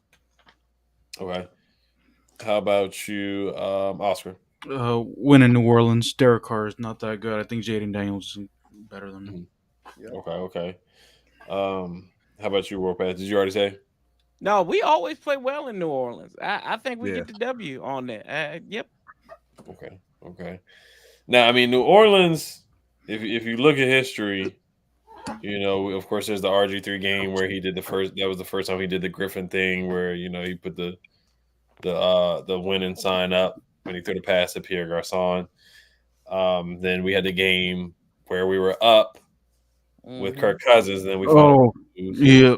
So, Mm-hmm. though that was years ago. That And was then, years. and then we got smacked with Alex Smith Yeah, Yeah, we Alex did. That's Smith. right. Oh yeah. on Monday Night Football. Yeah, Monday Night Football. There was the time where they had the Hail Mary from Jameis Winston before Oh Lord. halftime, and nobody jumped, and they just let the Oh. guy catch it. I was like, yeah, this is Mm-hmm. just. I was ready to just fire on that same day, but it's a new regime. Like I said, like I keep saying, it's a new regime. It's a new day. At New Orleans, I'm gonna go with a close loss. Close loss. I gotta lose in that one. Like Abdullah brought up Marshawn Lattimore. That is a good matchup with him against Terry. And then always talk about the trade, like Chris Olave. I know we got B Rob, so I'm happy with B Rob. I'm happy with Jahan. Sam Howell's no longer on the roster. Cole Turner hasn't really panned out. So it's kind of like, if you do look back at it, would you have rather just taken Chris Olave instead of getting that group of guys? You would have had Terry and Olave. That would have been a nasty duo. So, but like I said, I'm not mad at the trade at all. I'm happy we got B Rob. B Rob's a dog. And Jahan's a dog, in my opinion. And the only thing is that Sam's not on the team anymore. And will Cole Turner ever turn out to be anything? But Abdallah says, hey, guys, how do y'all feel about trading a second rounder for Marshawn Lattimore? I'm not comfortable with our cornerback room even more than the offensive line. OG, I'll let you go first. Nah, I'm not giving up nothing for no more corners. I'm good, man. The only corner that I wanted was baby boy Ladarius Sneed. I don't want this guy. He's been proven he's a lockdown, but he get injured often, and he's probably coming up on a contract. I'm pretty good with him. How about you, Brennan? Go ahead, OG. No, sir. I'm just saying, no, sir. I don't. No trade for him. Never say where he at. Mm-hmm. How about you, Brennan? Where we at? Home Philly? No, answer Abdullah. Oh, my bad. Yeah, about a no, corner. Oh man, I mean, I thought we should have went out and got Kool-Aid McKinstry in the draft, man. I thought we should have addressed the corner in the draft, in my opinion. Because I don't know about Mike Davis. I mean, St. Juice. I mean, come on, let's be real. And Emmanuel Forbes, he needs some work. So we really don't have a lockdown guy. Like, we just have an assortment of guys at different areas in their careers. So, yeah, I wouldn't move for Marshawn Lattimore right now. I think we just sit with who we got, man, and then we make that improvement next year. They did pick up Mikey Sanders still. He's strictly a slot corner. I do. Yeah, go ahead. Yeah, I mean, I do like his potential, especially as that slot corner, man. But we still, while I do like him, we didn't address that number one corner spot. So, yeah, we do need our outside corner. We do need somebody who can match up with the number one wide receiver. Yeah, and we don't have an answer there. I'm not saying nobody can do it, but we don't have a legitimate answer. Emmanuel Forbes, you just don't know. Ben St. Juice was awful last year. And then Michael Davis, we'll see. He's kind of a toss up there. Kenny, what are your thoughts? Is he available? Is he saying that they want to move him? I haven't heard anything that he's available. I mean, I guess Abdallah's thinking about a hypothetical maybe this could happen, but yeah, I doubt that they'll move him. Right, they would have moved him by draft time. Man, he a dog. Shit, I take him to be available right now. I take him, and Saint Juice, he'll take Saint Juice spot, and then hopefully Forbes can rock and roll. And then I like the kid from Michigan too. I like all of them. When you put a bunch of dogs together, Wagner and captains, and what I mean, the camaraderie is going to be crazy. Somebody like Lattimore, he talks trash. He'll shut you down. He'll get dirty. Like, we need that. Like, I wish. Yeah, I'd do it for a second round. Yep, I sure would. And I'd pay him. Yep. Yeah, and then somebody brought up Stephon Gilmore. I wouldn't be mad at bringing Stephon Gilmore. I've said it many times. I get it. He's older. I get it. but I wouldn't mind bringing him in on a 1-year deal. That's all I'm saying. You can never have too many corners. You have experience there. He had a good season last year. He did a good job against AJ Brown. Yes, he got cooked in the playoffs, but Stephon Gilmore, I thought he had a solid year. Yes, he got mossed by Terry McLaurin a couple years ago when he was with the Colts. But I think Stephon Gilmore would be a solid addition to this team. I think he would be an upgrade to the roster. How about you, Oscar? I would like it, but he's just too injury prone, and I feel like a second round pick would be too high. I think he's worth more with all the injury history, a third round pick. But I don't know if the Saints are going to take that. I would like it, but I don't think it's going to be possible. Right. And then Legendary One says we're sleeping on Emmanuel Forbes. I mean, I just got to see it, man. Go ahead, Brandon. Like, what have we saw with the talent that we have had? This team that we had with Ron and Jack, they couldn't coach up nothing. They left a rookie one-on-one with a dude that only run 3 routes. No safety help, left the middle of the field wide open and the flats open. You're not going to be doing that with a legit DC. No, you're not. Nah, that stuff we was doing, that won't happen no more. Nah. Oh, you gotta do it the way we said, man. The way you were saying is leaving everybody wide open. They're gone. Like you said, it's a new regime. I'm gonna give him the benefit of the doubt. The proof is in the pudding. He went to Dallas, and what happened with Diggs' brother? Terry was roasting him. That man ended up had almost like 18 interceptions in 2 years. I'm not going to do that to Emmanuel Forbes or Juice. No, I'm not doing that because I believe we got something that's coming down the pipe. And remember, they love to send them safeties. And Jeremy Chin is coming. They're hitting on them quarterbacks and you wrapping them. And you already know, baby boy in Philadelphia, he can't read defenses very well at all. So, hey, I'm all ready for it, man. Emmanuel Forbes and Juice, we're going to lock and load on a lot of people. Yeah, Jeremy Chin, Frankie Lou, Bobby Wagner. Can they get the best out of Jamin Davis? But yeah, that's a good point about coaching. They got the best out of Deron Bland. Deron Bland improved. He had a good season last year, set the record with interceptions. And Trayvon Diggs improved. So I mean, everywhere that Joe Witt Jr. and Dan Quinn have improved the defense. So let's see if they can get the best out of Forbes. Like I said, I'm still holding out hope for Emmanuel Forbes. Didn't look good last year. He struggled. Was it Ron's fault? Was it Jack Del Rio's fault? Just put him in a bad position. We'll see. But he did struggle last year. He did. I mean, I get coaching, man, and I agree that they need to put him in the best position to succeed. But this dude looks like Chris Rock on New Jack, man. I mean, he's trying to roll with AJ. Like, come on, man. What are we talking about? I mean, the kid needs to gain some weight. Let's be real. I mean, you got him out there guarding AJ Brown. He got smoked. No, I mean, I hold a hope, and I think he will evolve and become a better corner, man. But I mean, this whole thing, like, oh, we're sleeping on him. Look at the sample size. It's like you walk in and a dude sleep at the cashier at Winn Dixie, and it's like, oh man, we should, he just rested. No, he was clearly like terrible last year. So, Brandon, let me ask you this question, Brandon. What's up? If you were playing linebacker for Ron and Jack, and you were a first-round pick, you would be considered a bust. So let me ask you this: what would be your rating right now with them in 4 years? What's that? Under Ron and Jack. Under Ron and Jack coaching you. Coaching me? Lord have mercy. I mean, it's a good question, man.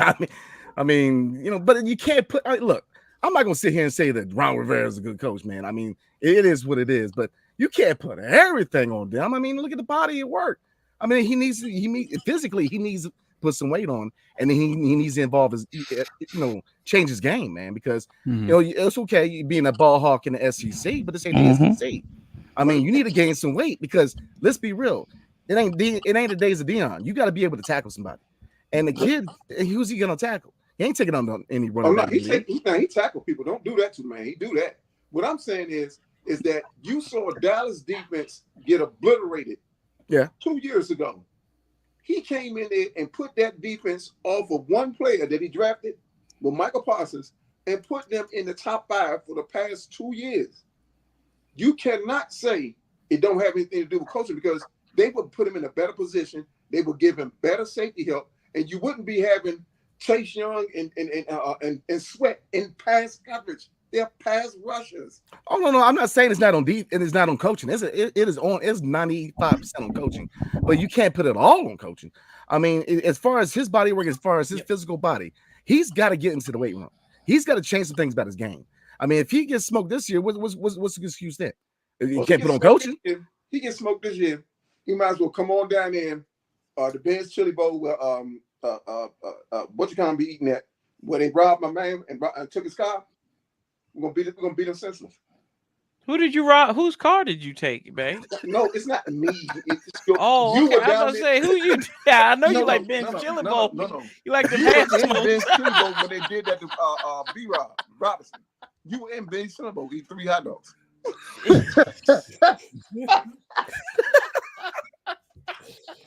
Oh man. Yeah, I think some of it was coaching, some of it was on Forbes. If you look at the Bears game, when he was one-on-one against DJ Moore, he was going for the interception. I think he was kind of playing like he was in college, where he was, trying to be a little too much of a ball hog, where he was whiffing on plays. It was him one-on-one. He was whiffing on plays. So DJ Moore had 200 yards easy because Forbes was whiffing on plays. There were some plays in the Eagles game against A.J. Brown where he was just getting big boyed a little bit too. So some of it is coaching, putting him in that situation. Some of it is on Forbes. He's just got to improve. Would I have taken Christian Gonzalez? Who knows? That's in the past now. But I did like Emmanuel Forbes coming out. I did like him coming out in college. I thought he was a good player. Maybe he might have been overdrafted, but I think he's still got some talent there. But you do have a guy when Joe Witt Jr. who can get the best out of corners, Dan Quinn. So that's what we're banking on right now. But yeah, I think some of it was on Forbes. So I'm not going to say Forbes was innocent. He was getting he struggled a couple games, and he was a rookie, so there's a learning curve too. So we'll see if he can improve. Ben St. Juice, to me, I just think he's slow. Yeah. He's grabby. He's from Canada. But you got to put him in the right position too. He is from Canada. They play a little different brand of ball up there. So right. So yeah. Would it be safe to say, if Forbes is not physical, put him on Devontae Smith, speed for speed? Yeah. Then you put St. Juice over there with A.J. Brown. You try to balance it. We didn't have the dudes in here balancing nothing. They was all concerned. Ron will go to it, and people will give him this excuse, oh, he had too much on his plate. No. Carolina fans warned us about him, and we did not pay attention or see it. I'm going to give this coaching staff 80% of the benefit of the doubt that they know what they're doing. Them people we couldn't get a good matchup to save our life. What is Jamin Davis doing in coverage? Send him sometimes. The man ran a 4.3 for God's sake. Send him. You're putting your pass rushers in coverage. Send him. The man is incompetent, man. That was funny when he was on DeAndre Swift that time on against the Eagles. I was like, God. They said they're gonna use him as a pass rusher. Jamin did have he did have the game-winning interception against the Falcons. He was guarding B. John Robinson. I'll give him credit for that. He's a speed demon. He's a speed demon on the field and driving. And on the game of life, yep. Right? And driving. Too fast, too furious. Right, there you go. He's just got to chill out with the driving fast. But yeah, if they use Jamin as now he doesn't have to think too much because he's got Bobby Wagner out there quarterbacking. He's got Louisville out there quarterbacking, and telling him where to go, what to do, and coaching him up, being a mentor to Jamin. Let him pass rush. Let him rush the passer. Just let him run. Just let him be free and just run and attack, play downhill. And we'll see if they can get the best out of Jamin Davis. So that's the problem too, right there. There was no mentorship on that back in that back seven. There was no mentorship. You had David Mayo. Yeah, there was no mentorship because you had somebody who really didn't play that much in the league, but he's just been, because he's been buddies with the coach and stuff, he's actually out there playing. Remember, he was wincing in warm-ups one time when we were getting ready to play the Giants. He's like, I can't do it. I can't do this. Like, there was no mentorship, because I remember when Emmanuel Forbes was getting beat and battered and everything happened to him in Philadelphia, nobody was beside him coaching him up. Kendall Fuller wasn't over there talking to him. Canadian Whiskey wasn't over there talking to him. Nobody was talking. The coaches weren't talking to him. They just like let him be out there by himself and like, well, I guess he'll figure it out. So to me, that's two things. Either you don't have that leadership, which that was obvious, or you have somebody here who's not willing to learn. So what is it in that situation? So it kind of what Brandon said. It's not just all on coaching. It's on the players too to go out there and play and ball out. Because we see excellent players on terrible teams all the time. Yeah. So yeah, man. But that I hope he gets better. I mean, get the boy some sandwich, give him some food or something. Like he can come with me. We go to Golden Corral, we eat out, have a good time, and maybe he can gain a pound or two. And you know, Bay can take him down there to the hot dog store at 7-Eleven and get him a cheeseburger bite, and they'll just chili and cheese and all that stuff. They'd be good, and he'd be ready to play. Hey man, let him work with Darryl Green. I don't know if you guys saw the videos of Darryl Green, man, but he still got a little moving on the step, man. Let him work with him. That's the best person he can work with. Because if you look, Darryl Green is starting to come back to the organization, and his face is trying to be seen now. And let him work with him, man. I mean, I'm holding out hope he can be a good corner, but you know, and I agree with you, OG. I mean, it's coaching was an issue, but you cannot put 100% on coaching because you still gotta go out there and do your job. And he's got to go in there. He's got to get in the weight room. He's got to lift some weights, man. He's got to add some strength to his frame. So a lot of that though. Brandon, a lot of that, he was getting beat on moves, though, not just the tackling. I was watching, he's getting double moves, stop and go, slants. I said, man, he just can't. And then he's trying to go for the interception every time. Yeah.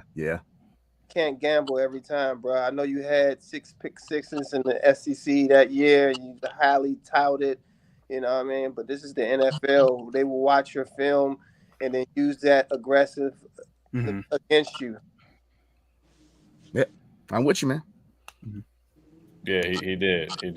I mean, he looks like a cross country player, but you know, and what country? Somalia, right now. Mr. Hotel Rwanda over there.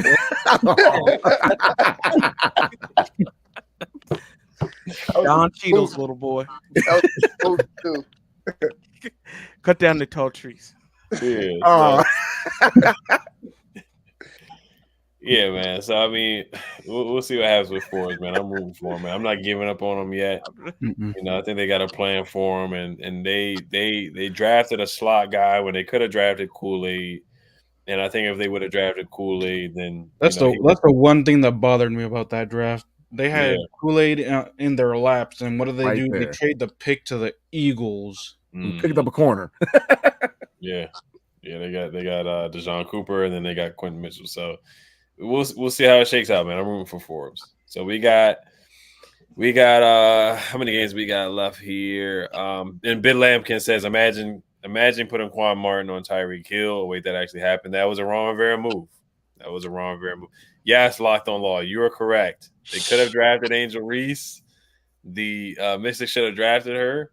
And there are going to be tickets. The Mystics are going to be selling tickets. I know I don't want to go on a tangent about this, but the Mystics, they're going to be selling tickets tomorrow. The game was going to be in the sports arena down in Southeast, but now it's going to Capital One Arena because Angel Reese basically sold it out. So I am going to try my best to get some tickets to go down there and see Angel. Caitlin Clark, I think the same thing is happening for her too. They're going to have to put that game in Capital One Arena. So tickets are going to be sold tomorrow. They're starting to sell those tickets tomorrow. I'm going to see how much they cost for WNBA games. I haven't been to a WNBA game in probably years and years and years, but I will be trying to go to that. I'm going to try my best to get down to that game. But getting back to football, we got 2 games left. They play the Eagles at home. I guess we'll do the Eagles in Atlanta together, just the Bird games together. So the Falcons, and then we got the Cowboys the last game. So we'll group the Philly and Atlanta game. What do you guys think about the Philly game and then Kirk Cousins coming back to DC? Philly? No, wait. No, go ahead, bro. I think we lose to Philly for whatever reason. I don't know if this team is built to handle that type of pressure yet. The Atlanta game, we should have lost to them last year because Ritter threw every interception to everybody on our defense. So I think we lose it. I think that's 2 L's back to back. Okay. Yeah. So we lose to Kirk. It could be Penix. Yeah. It could be Penix. Yeah. Oh Lord. It could be Penix. So who knows? I hope not. I'd rather play Kirk. I'm gonna be honest. Yeah, I do like Penix. I do like Penix. Yeah. I'm a fan of Penix. I don't know how he'll look his rookie year, but I do like Penix. How about you, Kenny? I think we beat Atlanta. We're gonna I had us losing already to Philly. We're gonna beat both of them. I think Kirk gonna try to dink and dunk us, and that shit ain't gonna work. Dink and dunk. It's not gonna work, bro. We got fast linebackers and good coaching now. We're gonna get you and blitz corners. Wow. So you got us beating Philly and Atlanta. Win-win. Win-win. Okay. How about you, Oscar? Split. Beat Atlanta, lose to Philly. Okay. How about you, Warpath? Do a split, beat Philly, lose to Atlanta. Beat Philly. All right. How about you, Brandon? I'm rolling with a split. We lose to Philly, beat Atlanta. Lose to Philly and beat Atlanta. Yeah, I got us losing to Philly and beating Atlanta as well. So I'm splitting on that one. The last game of the season, Dallas at home. We get Dallas at home, week 18. That game might be flexed if we are in playoff contention. We'll see if Dallas is in playoff contention. Who knows? It's not guaranteed that they'll be. Maybe this will be just the last straw, and they just get tired of Dak this year, and they move on from Mike McCarthy as well. So a lot of people are on the hot seat in Dallas for sure. What do you guys thoughts about this last game? As long as if it don't get flexed, we win. If it get flexed, we'll lose. Okay. They didn't answer the question. Hey, I'm getting my best answer. That's like They didn't answer the question, counselor. Come on, OJ. Come on, the glove got to fit. I tell you what, this is it's an L, man, because I believe it's gonna get flexed. Okay, so lost because it's flexed to 8 o'clock. Okay. How about you, Oscar? Lost. I lost. I think this is in Dallas, right? Yep. Yeah. It's Yeah. it's in Dallas. Okay, Yep. it's in Jerry World. Yep. How Lost. about you, Kenny? Loss. Lost. All right. How about you, Warpath? What's my record right now? Your record. Let's tally it up. I should have been telling you. Yeah, I need to know going into the last week of the season. I said loss.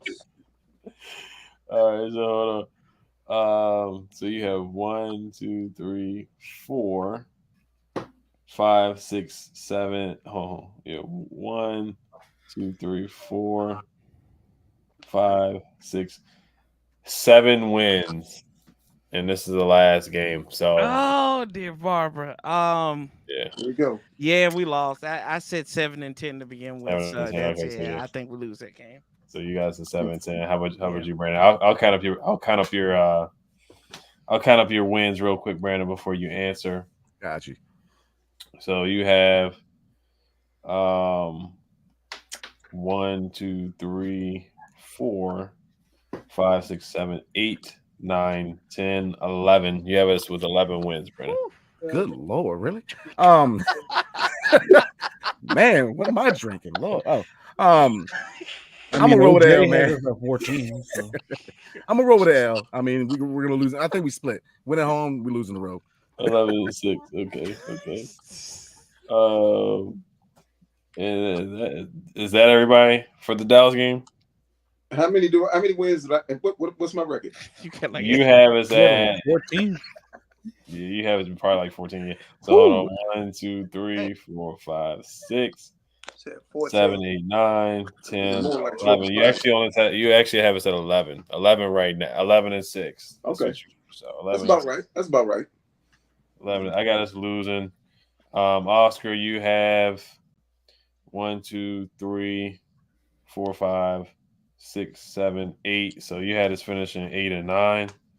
This is the highest record, Oscar, that you've had us having ever on the show. And you have always been. I mean, it's Ron Rivera's gone, so that is true. And you've been correct the last couple of years. Kenny, you have us at 1, 2, 3, 4, 5, 6, 7, 8, 9, 10, 11, 12. Kenny has us at 12 and 5. Whew, Mm. good Uh, among. Hey, so yeah. Warpath 7 and 10, Brandon 11 and 6, Kenny 12 and 5, Oscar 8 and 9, OG 11 and 6. I have us at 1, 2, 3, 4, 5. I have us at 5 and 12 actually. The Russian Judge Award. Yeah, I know. The Russian judge, man, dang, I hate having us at 5 and He 12, is man. nice to war, man. I know. Hey, Yeah. you do know why Warpath had it at 7 and 10, right? Because he likes 7-11, so we didn't play 18 games. When we played See, look at 18 this. games, See, he'd had there you go. He got 7-11. to talk stupid all the time. Why you got He'd had to 7-11. We beat Dallas at the end of the just to kill everyone. Is it a flex or no? Warpath.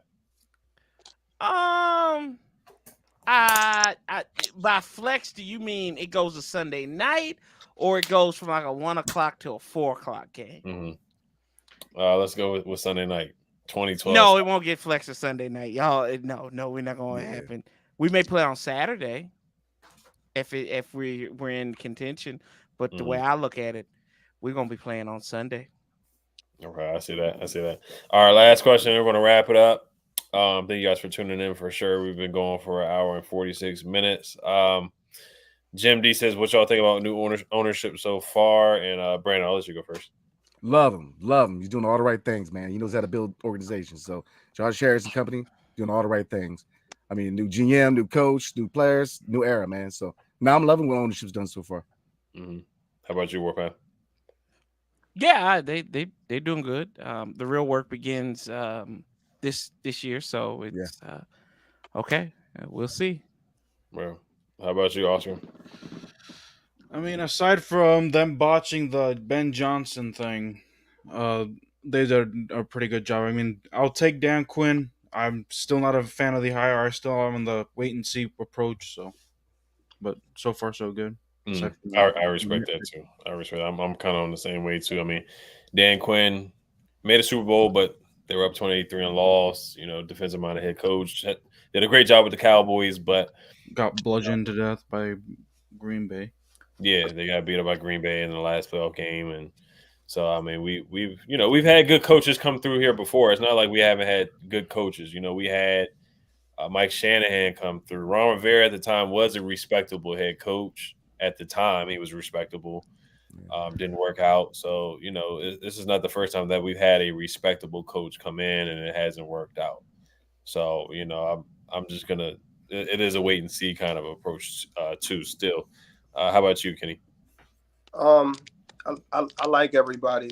The fact that they keep us in the loop, that's how relationships work. Communicate. He's already came out way more times than Dan Snyder in his whole career, just this 1 year, and spoke on things. You know what I mean? And I just like that, and I appreciate stuff like that because it's just like, all right, we know what's going on. All right, this guy's not an idiot.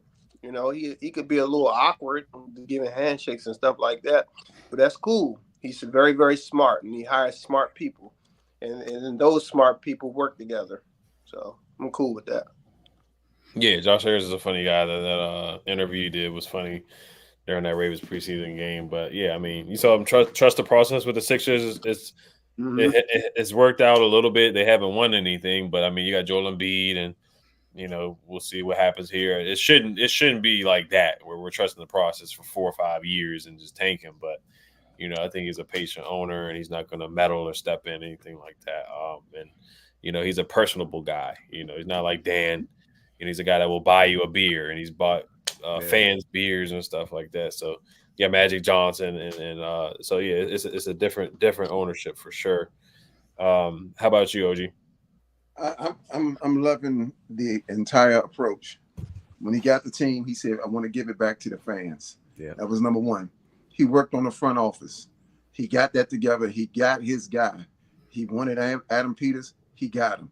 He let Adam Peters handle it from there.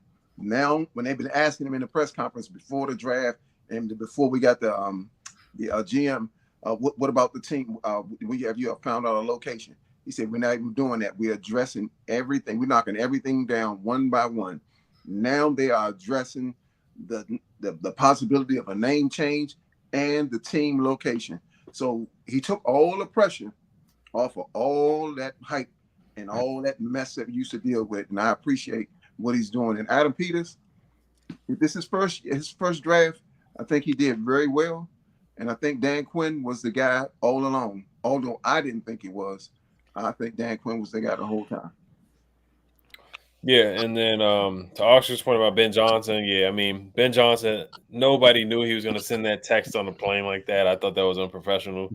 Yeah. You know, I did at the beginning of the process, I wanted Ben Johnson, but once I learned more about it, I was like, okay, yeah, he just wasn't ready yet for the job.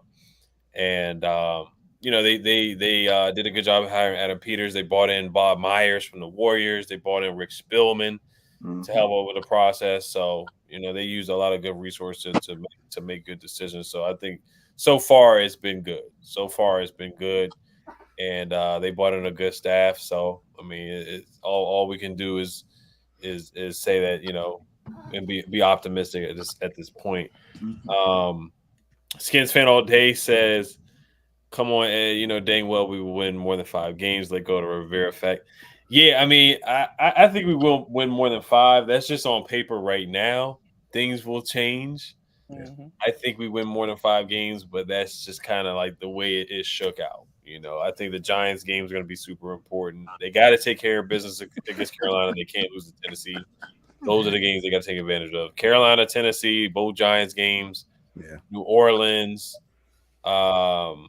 Atlanta, Chicago. Those are the games you gotta take advantage of. And then we probably will upset somebody. We always find a way to upset somebody every year. And then the divisional game is going to be huge too. But we definitely thank you guys for tuning in tonight. Make sure you guys sub up Brandon on Washington Maniacs and Locked On Wizards. Subscribe to On a Warpath. His channel does great Commanders content all the time, live streams, anything you guys name it. Follow him on Twitter. He's a good follow on Twitter and Instagram as well. Oscar Osway Montel does great content for Commanders on his YouTube channel. Also does soccer, so make sure you guys subscribe to his channel. Great content creator. And then also my guy Kenny does great basketball content on YouTube. He did a video with a legendary assistant coach for the Lakers as well. Did a great video with that. Phil Handy did a great job doing that with Phil Handy, who's a legendary football coach.